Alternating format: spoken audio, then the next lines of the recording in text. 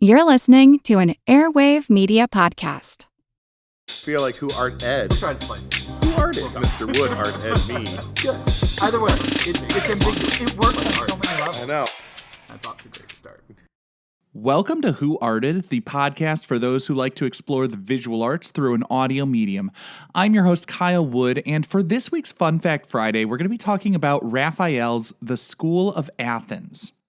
Raphael painted the School of Athens in the Apostolic Palace at Vatican City between 1510 and 1511 CE. This was right at the same time that Michelangelo was painting the Sistine Chapel. The two of them would see each other, the two of them knew each other and were rivals, and the two of them were not overly fond of each other.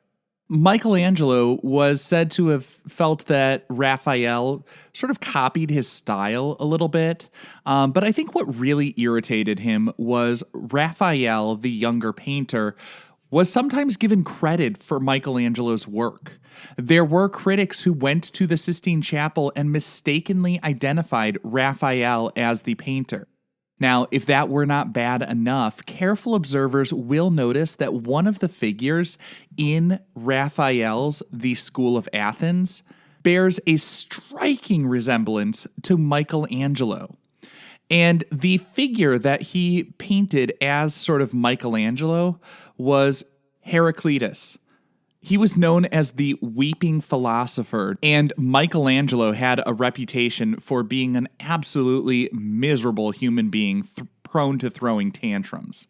Now, when we get into a historical context, beyond the fact that Michelangelo and Raphael were contemporaries working at the same time, this was a Renaissance piece, and during the Renaissance, the intellectuals throughout Europe were feeling a little bit nostalgic for ancient Greece, making this tribute to the great Greek philosophers a quintessential Renaissance piece.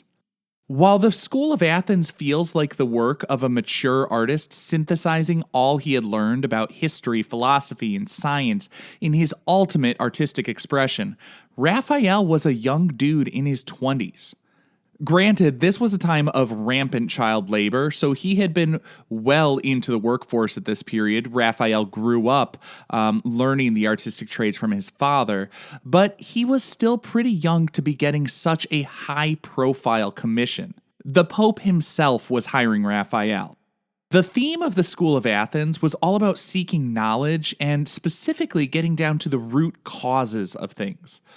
All of the philosophers shown in the fresco sort of sought the knowledge through an understanding of what came first. In the work, Raphael painted 21 of his favorite ancient Greek scholars and philosophers. Scholars disagree about how much Raphael knew about Greek philosophy, but I mean, right there, we gotta pause and just recognize that Raphael, like Leonardo da Vinci, was more than just a dude who kinda knew how to draw. I mean, 21 ancient Greek scholars and philosophers. Who can name that many ancient Greeks, let alone that all fit into a visual symbol of your ideals about philosophy? We see Plato, and actually Plato is said to be sort of a portrait of Leonardo da Vinci, an homage to the older artist that Raphael admired. And like Leonardo, Raphael was a quote-unquote Renaissance man working in different fields. In addition to painting, he worked in printmaking and architecture. And of course, as I said, it does also appear that Raphael poked a little fun at Michelangelo, portraying him in there. And Raphael, apparently the Renaissance prankster, put himself in there as well. I'll get to that later. With all the different figures in the work, the central two are Aristotle and Plato, which is convenient because they're the only two ancient Greek philosophers I know anything about, and I'm guessing most of the world would say the same. Plato is the older figure with gray hair looking a lot like Leonardo da Vinci, whereas Aristotle, his student, is depicted as looking significantly younger. The two of them seem to be engaged in a discussion. It's hard to tell exactly what they're talking about, and full disclosure, I am not an expert on body language and have absolutely zero training in that regard. But based on the hand gestures, I would have to assume that Plato is signaling for Aristotle to look up, or perhaps he was indicating that he's number one with that index finger extended vertically. And Aristotle has his hand out in front of him in a gesture I can only assume means that someone or something was about waist high. Now, in addition to the philosophers, we see statues of Greek gods in the background. An interesting choice for the Catholic Church to have ancient Greek gods on the walls, but, whatever.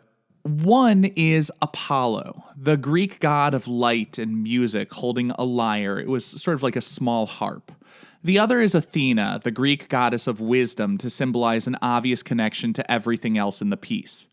The more you look, the more you discover. It's truly an astonishing composition, even setting aside the philosophy and symbolism. Raphael demonstrated tremendous mastery of linear perspective in this work that feels like a window into another world. Everything slants toward a vanishing point right about where Plato and Aristotle are standing. This not only helps with the sense of depth, but it also leads the eye towards those central figures, emphasizing them as a focal point. Of course, being a man in his 20s, Raphael did appear to push things with the bold little hidden selfie, because all young men are narcissists who consider themselves to know everything and think they are on par with the giants of philosophy. Or he was just showing a bit of his playful side. Either way, he is in the group with Ptolemy, Euclid, and Zoroaster. While the three of them seem thoroughly engaged in their conversation, Raphael peeks out at the viewer. I think of it as the 16th century equivalent of breaking the fourth wall, like when Jim from The Office would look directly into the camera. All of this to say, maybe even those old dudes from boring art history courses were actually humans with a little bit of a playful side. And, based on the way he depicted Michelangelo, a bit of a petty side. This concludes this week's episode of Who Arted. If you found this tolerable, please like and subscribe on Apple Podcasts, Spotify, or wherever you're listening. You can find images of the work being discussed this week and every week in the show notes, on Twitter @WoodArtEd, and on the website whoartedpodcast.com. Podcast done.